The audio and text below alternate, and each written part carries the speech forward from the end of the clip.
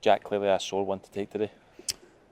Yeah, we look. What I'd say as a group is, and what I'm trying to do is we're trying to strive for perfection and win every single game. And I know that might sound fanciful to people, but it is. It's the demands we're making off them, and so when you fall short on that, um, there's frustration, there's disappointment, there's soreness in it, and it's a reminder for us how challenging it is to win every single game in this league. We've been on a brilliant run recently. This month has returned a terrific points total that's put us in a good position, and we fell short in important areas today in terms of how we defended and the concession of the goals, and then we didn't have that ruthlessness and cutting edge that you need in front of goal, and we've had that we've had that in abundance recently.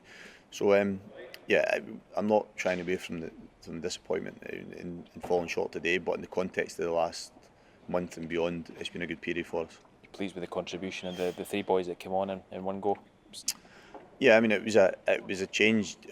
Sorry, we were going to make anyway. You know, I toyed with making them at half time, and then I was going to make them in the very early part of the half. You know, the concession of the goal didn't accelerate that really. It was always the plan to do it. But the reaction we got in terms of a team, I thought we didn't really get any tangible reward for it, but we pushed as hard as we could. And if I look at the difference between that and how we reacted to going 2 behind in the semi-final, there was a marked difference. I know the end result doesn't bring us anything different, but you know, I mentioned about how disappointed I was after the semi-final, how we responded today. We showed much more character and much more discipline in our play, and we pushed as hard as we could, and those players played a part in that.